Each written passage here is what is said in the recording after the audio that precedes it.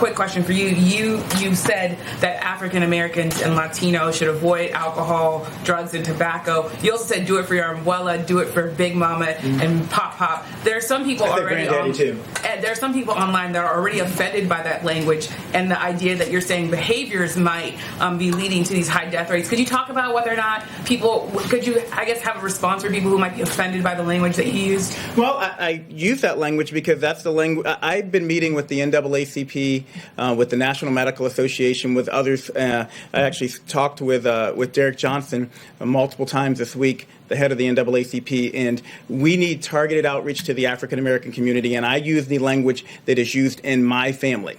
I have a Puerto Rican brother-in-law. I call my granddaddy granddaddy. I have relatives who call their grandparents Big Mama. So that was not meant to be offensive. That's the language that we use and that I use, and we need to continue to target our outreach to those communities. It is critically important that they understand it's not just about them. And I was very clear about that. It's not just about what you do, but you also are not helpless. We need to do our part at the federal level. We need people to do their parts at the state level, and we need everyone, black, brown, white, whatever color you are, to follow the president's guidelines, the coronavirus guidelines, and do their part. Because when I talked to the NAACP 3 weeks ago, it's important to note that one of the things they asked me was, can you help dispel the myths in this community that people actually can't get coronavirus if they're black?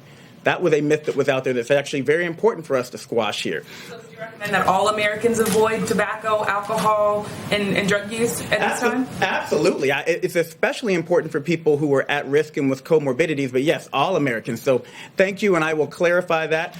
All Americans need to avoid these substances at all times. I put out a smoking cessation report in January. I put out an advisory against youth and pregnant women using marijuana last year, and that was not directed towards any one race.